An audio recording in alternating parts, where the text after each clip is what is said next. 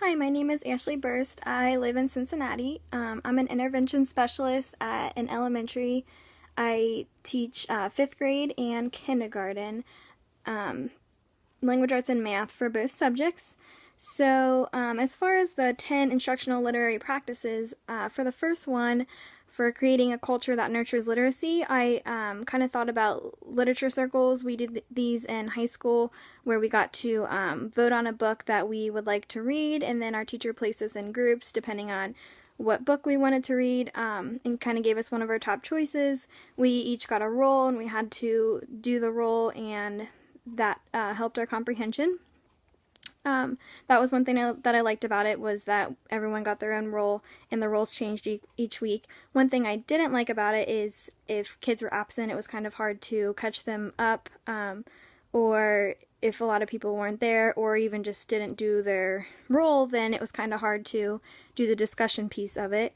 Another thing I thought of was like stations during reading class, or like daily 5 we do now at the school that I teach at. So just giving kids the choice of, do you want to work on reading, writing, word work, listening to reading, kind of just giving them the choice to choose a literary strategy. So one thing I like about it obviously is the choice, and that kids can just work on, kind of choose what they want to do. Something I don't like about it is that because it's kind of unstructured and there is kind of some leeway and some relaxed atmosphere while it's going on, some kids will not really get much done during the daily 5 time. So just having like a chart or something for them to record what they've done and holding them accountable, I think is something good to do for that. For the second one, for scaffolding instruction, I thought about like when we wrote essays, how our teacher would at first like do guided instruction and show us the structure of the essay, that type of writing we were doing, and then she'd probably do an example or show an example as a whole class. And then conferences were kind of like the second stage of scaffolded instruction, like the teacher working with the student, giving them advice and support. So whenever she'd conference with us, she would kind of give us some advice of what to change in our paper and some support on how to make it better and how to do some things if we had questions. And and then the third stage, just doing it on our own, I think was the final writing piece of doing it on our own. So let's see.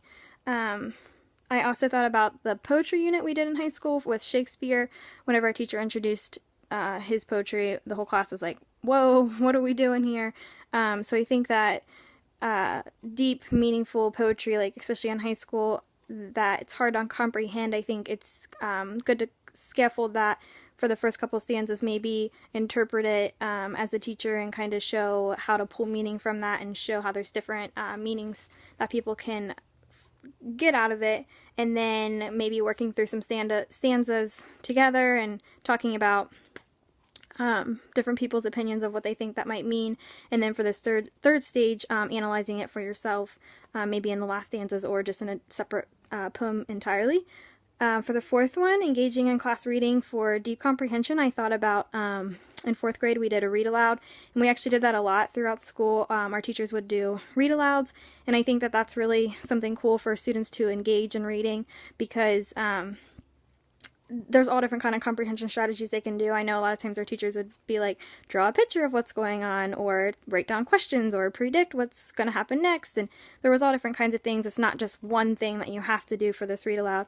And also another thing I like about it is obviously everyone can participate. So even if not all students are at grade level with their reading, they can at least work on their listening comprehension and still participate in a reading that's at their grade level.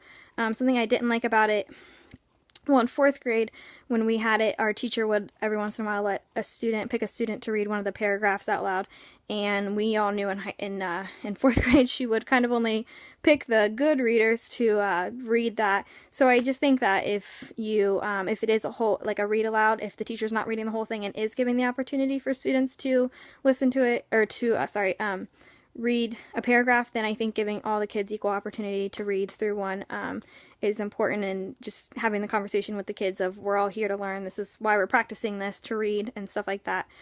For the 5th one, appropriate leveled books, I thought about reading groups during different like grade levels I was in throughout elementary. Usually These are ability grouped, and that's one thing I kind of don't like, is that if a teacher always keeps the reading groups ability grouped, I don't think that's necessarily the best thing to do. I think that some groups need to be ability based, and some groups need to be not like that all the time. But one thing I did like about it is that it is nice to differentiate that way and kind of reach different levels of kids, or different groups of kids that are about on the same level, and kind of pull a text or something and work on them about at the same level.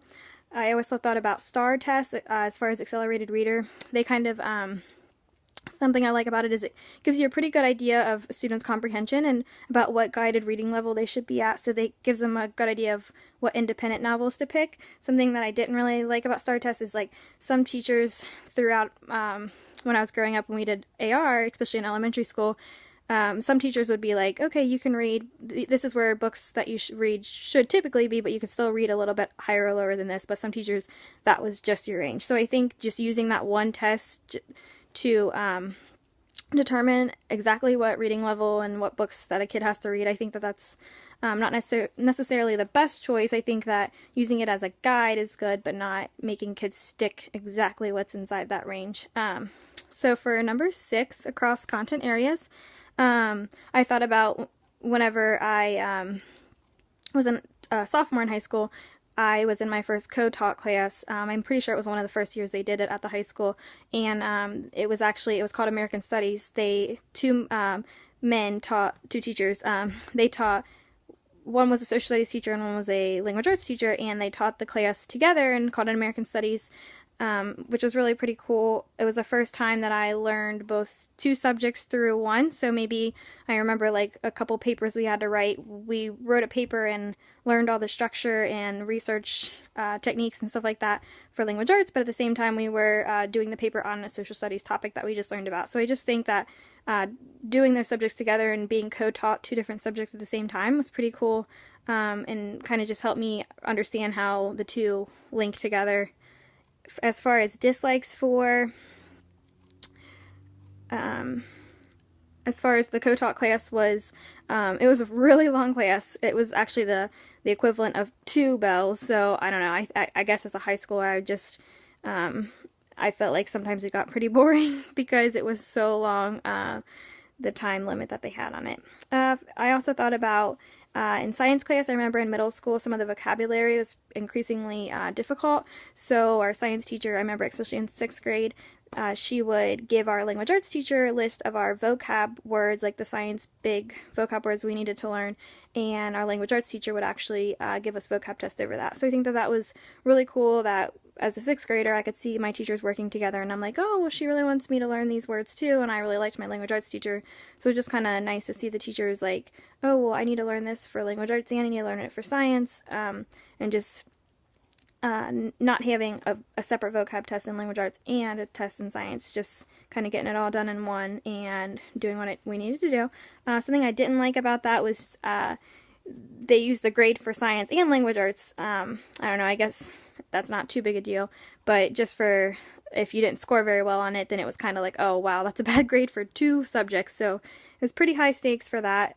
For number 7, for student-led discussion, I was thinking about in elementary school, when I went to private school in 3rd grade, one of my teachers had a share chair, and I thought that that was really cool because she'd do it about once a week and each student got a turn. She would always, the student that went up there, you could share anything. You could read something from your writing notebook, you could share your science project, you could show a problem that you did in math that was really hard that you solved, or anything like that. So it was really cool that you could just share anything that you wanted, and it wasn't necessarily like you have to go up and read what you just wrote about the weekend, because if you're not really confident about your reading or something you just wrote or something like that, then it was really like nerve-wracking. So I think that having that opportunity for kids to just share something and then kind of letting the other kids, opening it up to discussion and letting other kids ask questions to that student and stuff like that, I think that that was really cool. Something I always remember. Something that I didn't like about this, or I guess that I could not like about it for now, just some of the kids, like I was a pretty shy kid and stuff, so sometimes it's just hard to get the conversation going and get kids to engage in it if the person in the share chair is pretty shy. We also did a fishbowl in college in a couple of my classes, and I loved the fishbowl. So things I liked about this is that everyone participates. Multiple people can be kind of like the speaker at the same time. It's not really clear like who's presenting, who's the audience. It kind of like switches back and forth and stuff like that. Something I didn't like about this was like obviously the extroverts always kind of controlled the conversation, but for the most part I really liked Fishbowl. We did it in a couple different college classes, and it's something I really want to implement in my classroom now.